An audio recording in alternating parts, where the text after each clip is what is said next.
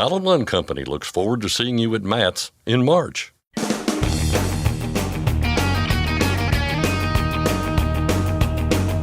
OOIDA, representing America's truckers since 1973, presents Landline Now with your host, Mark Redding. The iconic calendar for the transportation industry has once again captured some of the finest trucks that were at last year's SuperRigs event. We'll speak with Julie Wright of Rotella about the SuperRigs Calendar and what it truly means for those featured. The condition of our roads is vitally important to every trucker out there. Different states have different priorities and different budgets, so the quality of roads you travel on can vary widely. So which states have the best roads and which have the worst? An organization called Consumer Affairs took a look at the issue and came up with a list. I'll talk with Brooklyn Bannister of Consumer Affairs about what's on that list. And finally, one of the problems in trucking that has existed since the beginning is the fact that truck drivers are exempt from protections afforded nearly all other American workers. And chief among those is being exempt from receiving overtime pay. Now, a bill that would change that is back in Congress. I'll get the details from Bryce Mungen of OOIDA's Washington, D.C. office. But first, the news with Scott Thompson. Thanks, Mark. Our top story today. The Federal Motor Carrier Safety Administration has provisionally renewed an hours of service exemption for drivers from R.J. Corman Railroad Services and Crane Masters. The action exempts the companies from the prohibitions against driving a property-carrying commercial motor vehicle beyond the 14th hour after coming on duty. It also provides an exemption from the prohibition against driving after accumulating 60 hours of on-duty time in 7 consecutive days or 70 hours of on-duty time in 8 consecutive days. R.J. Corman Railroad Services, Crane Masters, and the National Railroad Construction and Maintenance Association first petitioned FMCSA for the exemption in the fall of 2018. The group said that the workers transport equipment used to clear derailed or disabled trains. Considering that these events are unplanned, the group said that the events often occur outside of or extend beyond the employee's normal shift. In March 2020, FMCSA granted the group's drivers a 5-year exemption. Last month, the groups requested a 5-year renewal. FMCSA granted a 6-month provisional renewal that runs through September 4th as it accepts comments from the public for the next 30 days. Typical seasonal decreases in freight combined with the looming threat of tariffs had a negative impact on trucking jobs last month. According to the latest numbers from the Bureau of Labor Statistics, nearly 2,000 trucking jobs were eliminated from the economy in February. Preliminary numbers suggested trucking jobs began to rally in November through January. However, revised data shows that employment is up by only 600 jobs from October, significantly down from the previously reported gain of 7,000 jobs in January. Compared with last February, truck driver jobs are down by more than 15,000. David Spencer, Vice President of Market Intelligence and Arrive Logistics, told Landline there are noisy signals coming from the latest employment report, something that syncs up with the back and forth in freight market sentiment. Spencer said seasonal slowdowns and uncertainty about the impact of tariffs lowered expectations from the previous month when stakeholders were more optimistic about trucking conditions. Spencer added that more trucking jobs may be lost if the current freight environment does not show signs of significant improvement. Across all industries, the nation gained 151,000 jobs, falling just shy of economists' projections. The unemployment rate ticked up by 0.1 of a percentage point to 4.1%. Used truck sales are on the rise. ACT Research says about 23,600 used Class 8 trucks were sold in January, up 3.5% from a year earlier, and up 8.6% compared with December. Average retail sales prices were down 3%. A truck driver is taking one of the largest freight brokers to court. Dakota Springfield's owner of Pink Cheetah Express has filed a federal lawsuit against Total Quality Logistics, claiming the broker failed to comply with broker transparency regulations. This all started with a load of ice cream more than 2 years ago. After Pink Cheetah Express completed that job, the motor carrier filed a request to inspect the broker's transaction records, which federal law requires it to keep. The request included records between the carrier and TQL, as well as records between the broker and the shipper. TQL refused to turn over those records, pointing to a provision in the contract waiving broker transparency rights. That prompted Springfields to file a complaint with the U.S. Department of Transportation, asking them to retrieve the records she requested and to order TQL to stop evading the regulation through waivers in its contracts. That's what happened a month later, leading Springfield to discover that Pink Cheetah Express received only 56% of what the shipper paid TQL. Curious about previous loads, Springfield then requested records for 14 other loads she hauled for TQL over the previous 3 years, but the broker denied that request and cut off communications, which brings us to the lawsuit. Pink Cheetah Express is asking a federal court to enforce FMCSA's order to force TQL to provide transaction records for the other 14 loads, to remove waiver language in contracts, and to comply with the order in all future transactions for all motor carriers. This all comes as FMCSA is looking to strengthen broker transparency rules. A comment period for proposed changes remains open through March 20th. A California truck driver who hit and killed 7 people in a crash in Oregon 2 years ago has been sentenced. Lincoln Smith was driving a tractor trailer when it slammed into a parked van on Interstate 5 near Albany. The 7 people killed were farm workers. 3 others were seriously injured. Traces of methamphetamine, fentanyl, and morphine were found in Smith's blood after the crash. He was convicted last month on 7 counts of second-degree manslaughter, 3 counts of assault and reckless driving. A Marion County Circuit Court judge last week sentenced Smith to 48 years in prison. A mechanic and his employer have been sentenced for tampering with emission control systems on diesel trucks. Leon Martin and his employer, Frock Brothers Trucking, both of Pennsylvania, previously pleaded guilty to violating the Clean Air Act. They admitted to messing with the software that reduces emissions. Martin will serve 2 years of probation with 3 months of home curfew and pay a $500,000 fine. Frock Brothers Trucking got 2 years of probation and an $80,000 fine. If the Washington Bridge in Providence, Rhode Island is part of your route, watch your weight. The state DOT says it's keeping a lookout for overweight trucks on the eastbound part of the bridge using weigh-in-motion technology. In less than 2 months, they pinged more than 2,600 vehicles weighing more than 96,000 pounds driving over that bridge. The current limit is 80,000 pounds or 96,000 pounds with a special permit. And finally, whether you like spicy foods or not, there is no doubt your spice tolerance isn't as high as Canadian YouTuber Mike Jacks. He just broke a Guinness World Record by eating 25 Carolina Reaper chili peppers in just 4.5 minutes. For reference, Carolina Reapers, which were considered the hottest chili peppers in the world until recently, have a Scoville heat units measurement of about 1.6 million. That's about 200 times hotter than your average jalapeno pepper. Jack told Guinness World Records right after the feat that he might make it look a little easier than it is, but he said he was burning up, he really felt it, and the peppers really hurt a lot. Better him than me. That's Lane Line Now News for today. I'm Scott Thompson. Thanks, Scott. Congratulations to Delius Frazier of Freeport, New York. He's received the OOIDA Safe Driving Award for 16 years of safe, accident-free driving. That's the equivalent of a car driver going 120 years without causing a single accident. The OOIDA Safe Driving Award program is sponsored by Rotella. And if you're interested in receiving the Safe Driving Award, you can find a link to more information on our website, landlinenow.com. Again, that's at our website, landlinenow.com. Starting Wednesday, Marty Ellis and OOIDA's tour truck, The Spirit of the American Trucker, will be at the TA Express in Statesboro, Georgia. That's located at exit 116 on Interstate 16. Stop in, say hi to Marty, and join OOIDA for a $10 discount.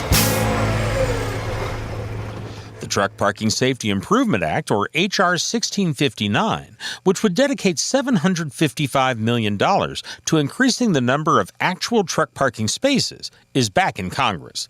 Contact your member of the House at 202-224-3121 or through the website fightingfortruckers.com.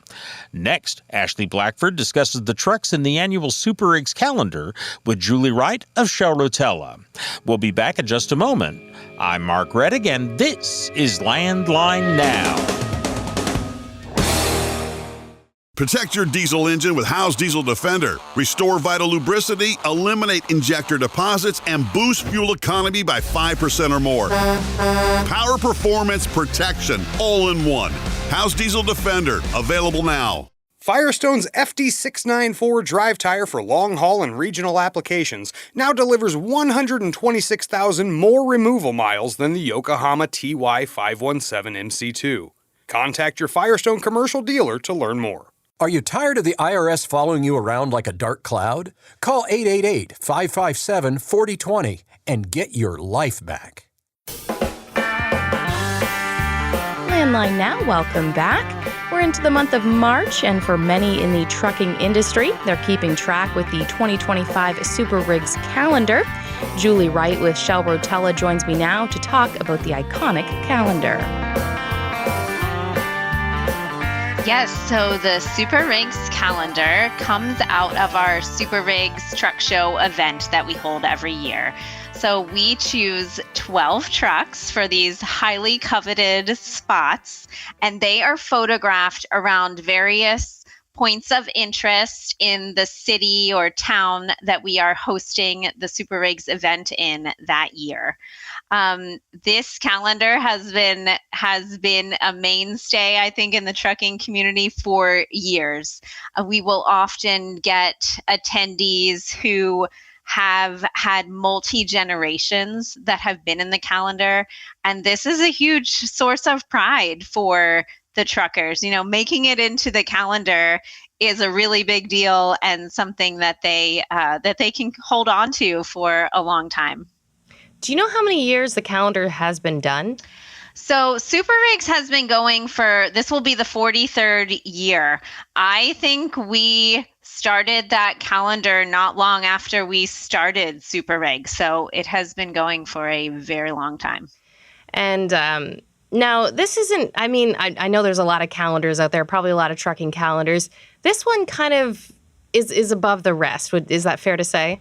Yes, I think that is definitely fair to say. I actually have the 2025 one here with me, and it is it's really a piece of artwork if you think about it. There are 12 kind of beauty shots of these working trucks that are selected, and they are so meticulously kept up. The paint schemes on them, the way that these truckers take care of them, you can just really feel the pride coming through each of these pictures. We also make it a point to highlight the driver in each month that their truck is shown, with a little bit about what the calendar means to them and what being chosen for the calendar means to them. And the stories are always they're really touching to read, and it really hits home and makes you take a step back and realize that this calendar is changing people's lives. You know, this is in a lot of cases what they really strive for, and what they really want to have their mark on it. So it is, yes, 12 pages, full color, and I'll just show an example here. We have, it's really a full truck picture for the top of the calendar, and then we always have the winner, owner of the truck there at the bottom. So yes, it is a huge honor to be in this, and really is like a collectible piece. You know, people kind of clamor after these year after year. How do you choose the 12 that are featured? So you might find this hard to believe, but there isn't really a set kind of process or rules that we follow, other than needs to be a working truck, obviously, you know, being in SuperRigs. It's really the appeal of the truck, the aesthetics, and also, you know, at some level it comes down to knowing what your photograph locations are and what trucks would work really well in that space.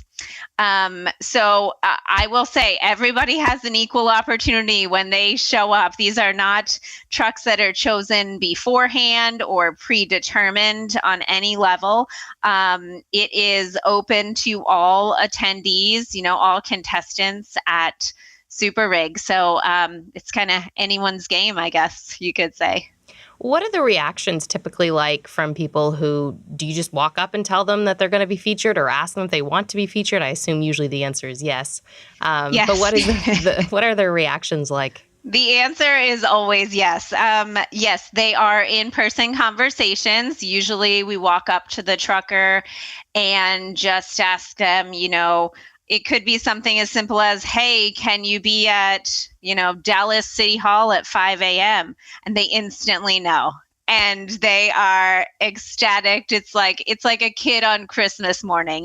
We've had everything from people running circles to actually shedding tears over it. They're just so touched and excited to be chosen and featured in the calendar. So it just speaks to the history of it and the importance of it, and just what it means to this whole trucking community, the source of pride that it really delivers to have your working truck featured, and it will be hung on thousands of people's walls, across the US and across Canada for the next year. So it's definitely one of the prizes at SuperRigs, although it's not holding up a trophy. This is in and of itself, you can be a winner just being chosen for the calendar.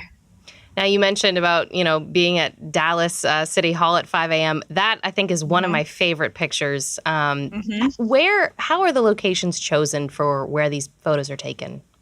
Sure. So we scout the locations, scout the city. So once we have chosen a location for SuperRigs, so for example, last year was at Texas Motor Speedway.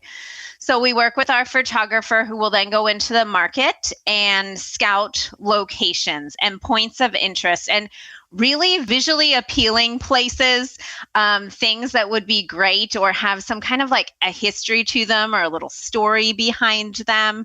And she will come in and look at the location. It's also determined on what is the weather that day, and what lighting would be great for this particular shot. They do work months beforehand to scout these locations, permit them, get all of the right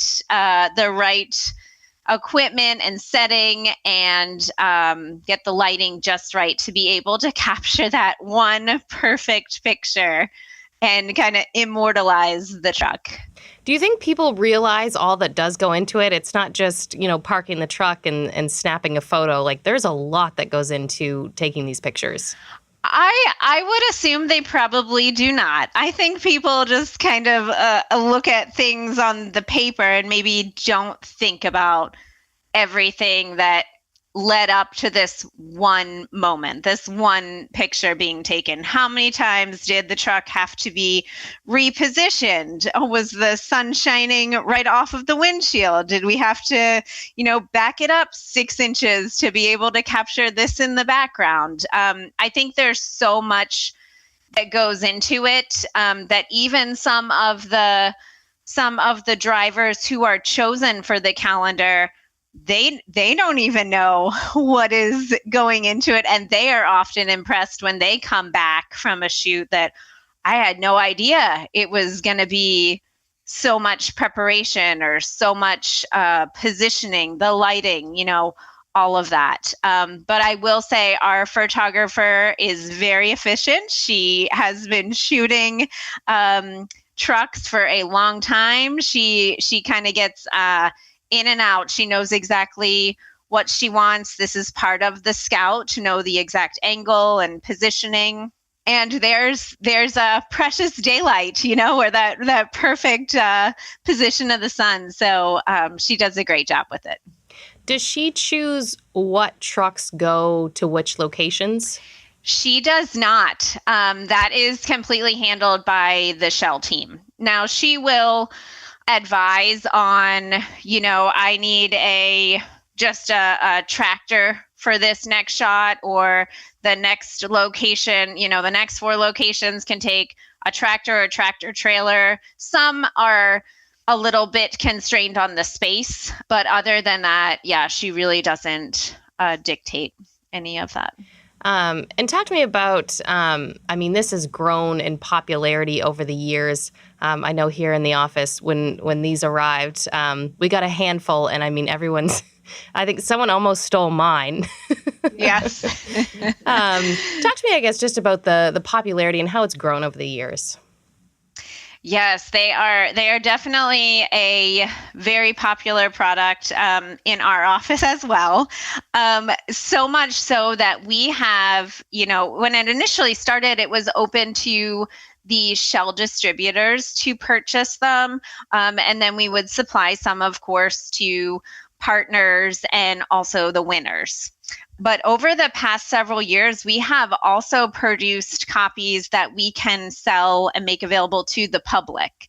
So if you weren't able to attend, but you're really wanting to get your hands on a calendar, we now have that ability to offer those to the general public in limited quantity. So they often do sell out pretty quickly once we post it on social and kind of put the word out there. But it just speaks to the loyalty, I think, of drivers and users for Shell Rotella, and also just the support around this community, around the trucking community. Wanting to kind of celebrate and highlight others that have these gorgeous rigs. I'm curious, do you have a favorite month? I do not have a favorite month. I would say I do love Barry's Cab Over. I don't know what month it is. I think it's towards the beginning. Is it? Let me see if I can find it here. Is it? I just think that truck, March? This one. Yeah, that is beautiful. The color scheme is gorgeous. That's such a gorgeous truck. Yeah. Yeah. Mm-hmm. That's awesome. I'm partial to green though. So. Yeah. Now, are you guys going to be at Matt's? We will be at Matt's. We have yes, that is calendars at coming Matt's? up here in just a few weeks. Yes, I will be there. We have a lot going on at our booth this year. We've got a touch table, a touch screen, and just educating about some of our full synthetic products, and really making an effort to try to understand our users better, and keep developing marketing and products to help them in their everyday lives, help their operations go more smoothly when it comes to their engine. We also are having a Rotella recording booth this year where we will be capturing some live content from real users to highlight this trucking community and all the stories and the great adventures that they've been on, and tips and tricks, just things that they can share with each other. So we're really looking forward to that, and anxious to see how it all comes together. But, at the end of the day, I think Matt's and Shell Rotella are really focused on supporting these drivers and celebrating them. And we're very excited to be out there, with our users, with our loyalists, and be able to have conversations with them. And of course, we will have plenty of the SuperRigs calendars on hand, so people can come over, see us, and grab one of those. Wonderful. All right. Thank you so much. Is there anything else you'd like to add? Yeah. SuperRigs will be in Atlanta Motor Speedway this year. It is May 29th to June 1st. So it's a Thursday, Friday, Saturday.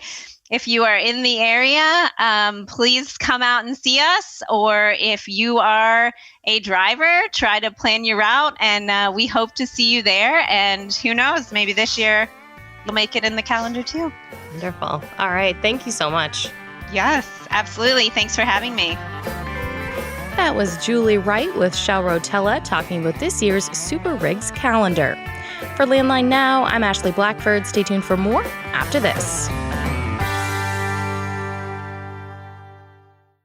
Dispatch, I picked up that load of steel, so I'm ready to roll. Sounds good. Remember, we're getting paid by weight, so make sure to use a cat scale. I wouldn't weigh anywhere else. Forget miss accuracy when your truck on a cat scale. Penske is the trusted source for quality used trucks.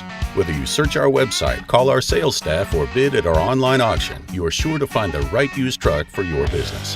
Visit PenskeUsedTrucks.com to view our inventory and learn more.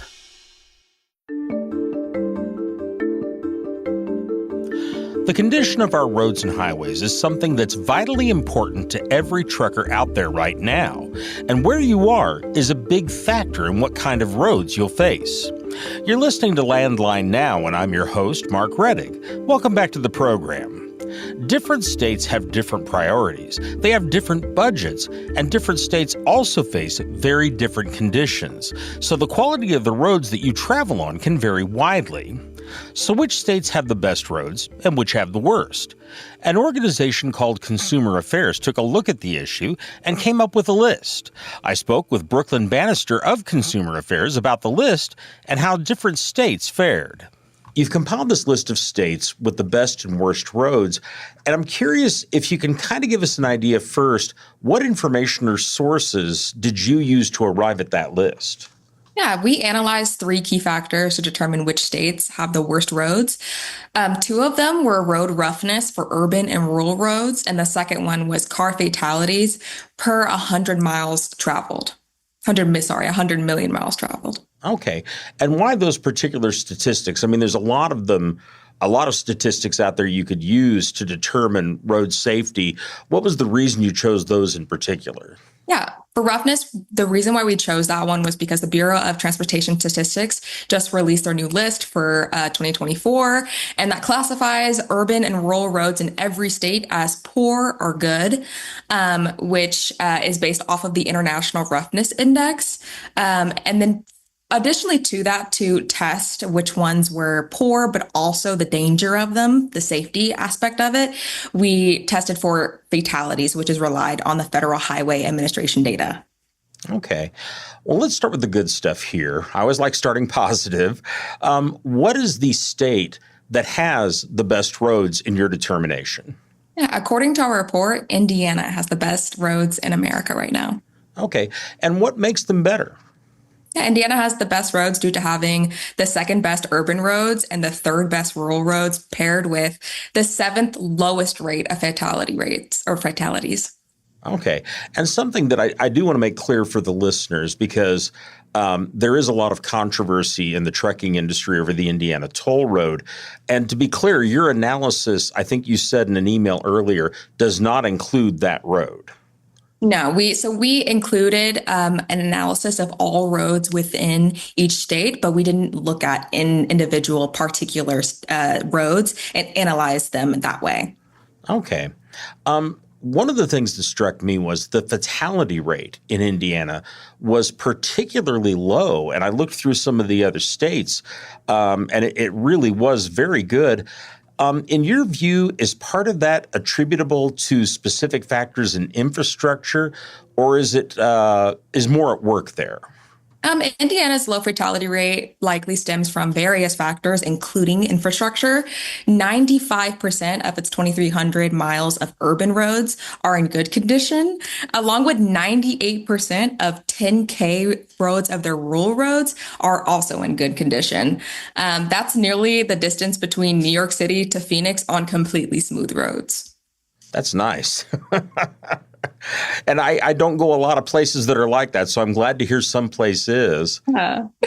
Let's go on to your number 2 on the good list. And that was Alabama, which I guess kind of surprised me. But then again, I didn't know a lot of this information before kind of looking over your report. You mentioned in there the investment that the state has made in recent years. Can you walk through what they did and how it plays into the quality of their roads?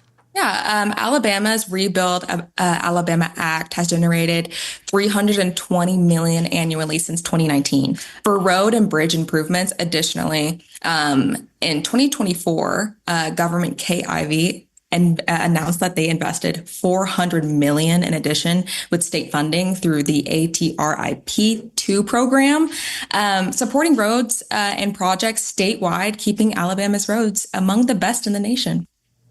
What are the particular statistics about Alabama's roads that stand out to you in this report? Yeah, Alabama in our report has the highest percentage of both rural and urban roads, but it ranks second due to a mid-range fatality rate, which is about 2.4 fatalities per 100 million miles traveled. Okay. Well, let's finish up on the good side with a look at number 3, which is Idaho. And one of the things that stood out to me was the percentage of urban roads in poor condition. And part of this may be the definition of what constitutes urban, because I think a lot of people look at Idaho and don't think there's urban there. But do we have any idea of what is going on? What are some of the reasons that urban roads in that state would be in the figures would be that much higher than rural roads? Yeah, like you said, a lot of the roads are more rural than they are urban, and urban roads see more traffic, construction and congestion, leading to quicker wear. But still, Idaho maintains some of the best urban roads in the nation, although they're lower than Idaho and Alabama or Indiana and Alabama. Idaho still has the 5th best urban road quality in the nation, with 90% in good condition. Okay. Let's turn to the other side, the sad side, the states that are rated as having the worst road conditions. And this starts, of course, with number 1 on the worst list, New Mexico. And in looking at their road conditions, one of the facts that you included was how much the condition of their roads cost motorists every year. And I think, of course, we're talking here about primarily car drivers with this figure, but what was the figure and how did you calculate that?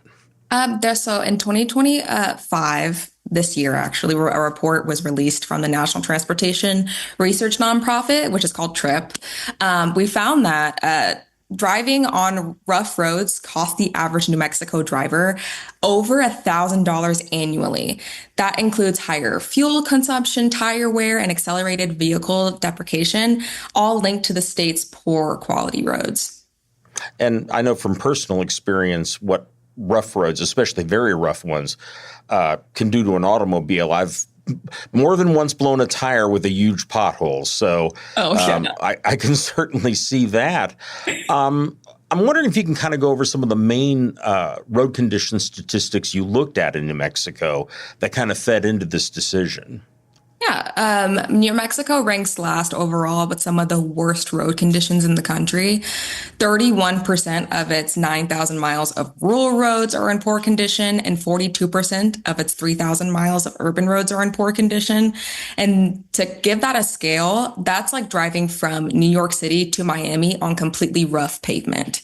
Additionally, the state also has the 3rd highest traffic fatality rate, with almost 2 deaths per 100 million miles traveled.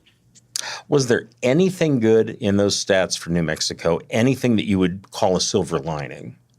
Unfortunately, New Mexico ranked in the bottom 5 of every metric we analyzed, with no standout positives in road quality or safety. Okay. The state with the 2nd worst road conditions on your list was Mississippi. And I was kind of fascinated. It turns out that there's a reason rooted in nature for some of this problem. Can you elaborate on that? Yeah, Mississippi has clay roads like Yazoo clay, a highly plastic soil that swells when wet and shrinks when it's dry. And these shifts can cause humps and dips and dry cracks and surface cracks, making roads more prone to damage. That's interesting because one of the things that we cover every year is spring thaw restrictions because in the extreme northern climes, the soil can become much softer when things thaw in the spring and it can affect the roads. And you wouldn't think that there'd be something as far south as Mississippi like that, but it's the particular composition of this soil, isn't it? Yeah, it is. Since their expansion and their shrinking of their clay, it honestly makes every year their ranking lower due to the road conditions being a little bit out of hand. Okay.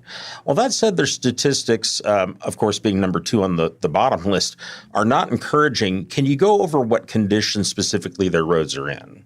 Yeah, Mississippi has the worst roads in the country, or 2nd worst roads in the country right now. One of the highest fatality rates at 1.2 fatalities per 100 million miles traveled. 28% of its 18K miles of rural roads are in poor condition, and 41% of its 4,000 miles of urban roads are in poor condition. That's almost half of their urban roads in poor condition. That's awful. The 3rd worst roads are found someplace that was very surprising to me, which is Hawaii. Now, obviously, with our listeners being truckers, not a lot of them will be going there. But it is interesting. And I'm curious, what are the factors causing their roads to be in such bad shape? Yeah, 44% of Hawaii's urban roads and almost 29% of the rural roads are in poor condition. Its climate and geography, including heavy rain, salt air, and volcanic activity, cause rapid road deterioration. And that's leading to potholes, cracks, and asphalt wear that affects the whole state of Hawaii. It's interesting you bring up the volcanic because I've seen a lot of video, both in news reports or just online over the years, when they have eruptions of just huge flows of molten lava going right across the road. And obviously, that's not good. But it's something I think those of us that are in states without that, which would be most of them, wouldn't even think about having to deal with. No, these tropical areas have completely different issues that a lot of the mainland states have to deal with, still attributing to the worst roads, but completely different than you would imagine a state like New Mexico experiencing. How much does that state spend on roads, Hawaii, and are they getting value for the dollars they're spending? Yeah, unfortunately, we didn't look at infrastructure spend regarding the poor roads in the state, so we can't really speak on to that. Okay. Do you think there are any overall lessons that states can take away from your study to kind of help them do better? Of course. Poor roads affect everyone, whether it's a minor inconvenience or a daily frustration for drivers. They accelerate vehicle wear and tear, leading to costly repairs. The advice I can give to drivers is to plan routes wisely. States with poor road conditions like New Mexico and Mississippi may have rougher roads that lead to vehicle damage and slower travel times. But at the end of the day, knowing where the worst roads are and how they affect your vehicle can help you avoid costly repairs and stay safer on the roads. Okay. One last thing I wanted to ask you about. Tell us a little bit about your organization, Consumer Affairs. What is it? What's its mission? And what made this particular topic something that Consumer Affairs wanted to tackle? Yeah, Consumer Affairs deals with consumers directly. They come to our website to get the best advice, reviews from other companies, and we put out reports based on data to help consumers make the best decisions. So Worst Roads was something that we wanted to give our consumers, since we do have a part of our website dealing with car warranties. So we want to make an educated decision for all of our consumers to go to make their own conclusion about where to drive and where to get their own insurance. Excellent. Well, thank you very much for your time and for all the information. We certainly appreciate it. Of course. I've been talking with Brooklyn Bannister of Consumer Affairs about the organization's list of the states with the best and worst roads in America. You can read more about that list, including information about more states, by going to the Consumer Affairs website, consumeraffairs.com. Again, that website is consumeraffairs.com. And we'll put a direct link to that on our website, landlinenow.com. Just click on the photo or headline at the top of the page. That's where you'll find all the website links, email addresses, and phone numbers that we mention on the show. Again, that's at our website, landlinenow.com. We'll be back in just a moment with more. I'm Mark Rettig, and this is Landline Now.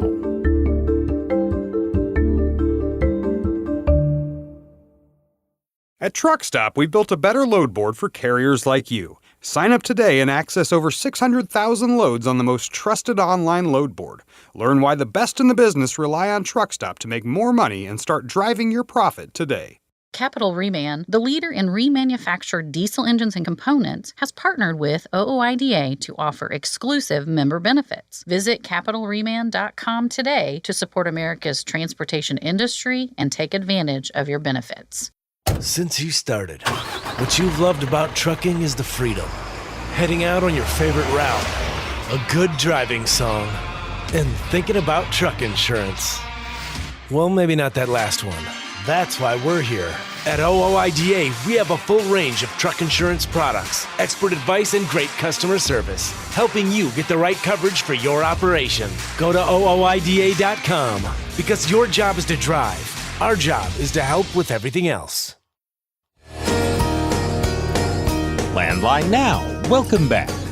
One of the problems in trucking that's existed since the beginning is the fact that truck drivers are exempted from many of the protections afforded nearly all other American workers, and chief among those is being exempt from receiving overtime pay. Now, a bill that would change that is back in Congress. Here to explain is Bryce Mungen of OOIDA's Washington, D.C. office. Bryce, how are you doing? I'm good, Mark. How about yourself? Very well, thank you. So we're talking here about something that has been in Congress before, back in Congress now. It's called the Got Truckers Act, and probably we ought to start by explaining what the bill would do if passed. Yes, and so this bill, what it would actually do is about as simple as a bill gets. It strikes a line from existing federal law. That is an existing law that has a huge effect on the trucking industry and on employee truckers. That's the exemption under existing law that denies employee truck drivers guaranteed overtime pay. And just to give some background on this issue, this goes all the way back to 1938 when the Fair Labor Standards Act was first enacted. That's the law that dealt with things like minimum wage, overtime pay, and other labor laws. But way back then, trucking was very different, obviously. There was no GPS monitoring. There was no ELD logging device tracking your every movement. And the industry was regulated much differently, much more heavily regulated. So at that time, Congress exempted employee truck drivers because, you wouldn't necessarily want people working longer to get overtime. You didn't know exactly where everyone might be. But now fast forward today, everything has changed. And as I'm sure we'll talk about here in a moment, the exemption really nowadays just serves to devalue a trucker's time. So very simply, again, the bill just strikes that one provision of federal law. In a lot of ways, we've talked about this as like a deregulatory action, eliminating an exemption and making sure that truckers are treated like all other employees under the law. Who is behind this in Congress? Because that's always been very important, is which members of Congress are supporting truckers in instances like this. So who is the author of this bill? Yes. So on the House, we have Congressman Jeff Van Drew, a Republican from New Jersey, and Representative Mark Takano, a Democrat from California, who have introduced this legislation. Over on the Senate side, we have two Democrats leading the bill, Senator Alex Padilla from California and Senator Ed Markey from Massachusetts. So we have a bipartisan bill in the House. We're looking to make it bipartisan in the Senate, but we're really encouraged that these lawmakers have stepped up on this important issue. What was their particular reason for introducing the bill? I mean, did they basically say what basically got them to think that this is an issue important enough to jump in on? Yeah, we love Congressman Van Drew. I think he really gets why this issue and so many other issues that affect truckers are so important, because he's just said this is the right thing to do and it's the fair thing to do for truckers, for drivers who are putting in long hours, hard hours of work. There's no reason why they should have their working hours treated any differently than other hard-working blue-collar Americans. So he really understands that this is first and foremost an issue of fairness for truck drivers. Okay. Now, a couple of questions about this that I think a lot of people may be asking. Yep. And one of the ones that I thought of, and I think that you've probably thought about this quite a bit too, is that truckers are not paid by the hour now. So would this change that? So this bill, to make it absolutely clear, does not regulate rates, doesn't regulate how drivers are paid, whether it's by the mile or if some drivers are now paid hourly or by the load or any other metric. So the bill doesn't require drivers to be paid in any specific way. What it does is just say that drivers, when they work over 40 hours in a week, have to be paid time and a half for all those hours when they're working over 40. Bear with me for just a second because it's important to explain how that works. It's not terribly complicated, yes, but it would be a little bit of a change, but it's a really important change that will finally make sure, again, all of a driver's time is valued. But basically, to take the example of a driver that's paid by the mile, what you would do if this were enacted and employee drivers would do overtime is you would take the total earnings for a week that you earned by driving per mile. you would take the number of hours that you were on duty and working. So that includes driving time, but also detention time, time stuck in traffic while you're not moving. You add all those hours up. So you have the total amount the total amount that you earned, the total number of hours that you worked. You divide the amount you made by the number of hours you worked, and there you have your hourly rate of pay. To calculate overtime, you just take an extra 50% of that regular rate of pay, and you get that extra 50% for every hour over 40 that you work. In other words, for all those hours worked over 40 in a week, you get time and a half. So it does take a little bit of a calculation, but it's not, it's seriously not rocket science. And the other point that we've been making is carriers, especially large carriers, they know how many hours their drivers are working. They have ELDs on their trucks that tell them down to the minute when a driver is on duty. So the claim that this would just be too complicated to do or there'd be no way to track all of this stuff, we know that information is out there, and we know that carriers are already tracking this. I would be surprised if a carrier said, we don't really know how many hours our drivers are working or how many hours they're sitting in detention time, not being paid because they're paid by the mile. So we know that this is information that's out there and information that they have. It would take a little bit of calculating, but it is something that's, there's precedent for. Not every industry is always going to be paid by the hour. There's other industries where you may have different kind of pay rates. So that's the one thing I think that's really important to highlight is this does not go in and force carriers to pay by any specific way. It doesn't say you can only work so many hours.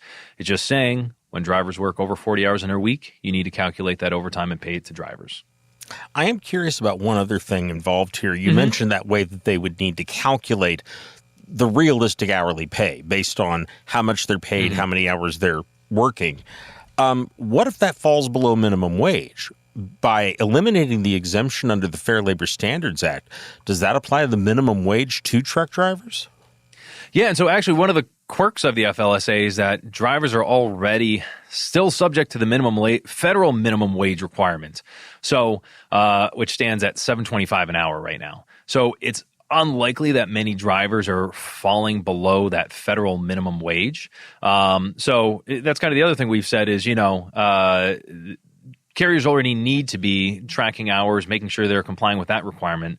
But the truth of the matter is that number is so low, it's hard to imagine a scenario where a driver would be taking home less than that. So you're correct. That is another issue that sort of comes into play, at least as part of the conversation here.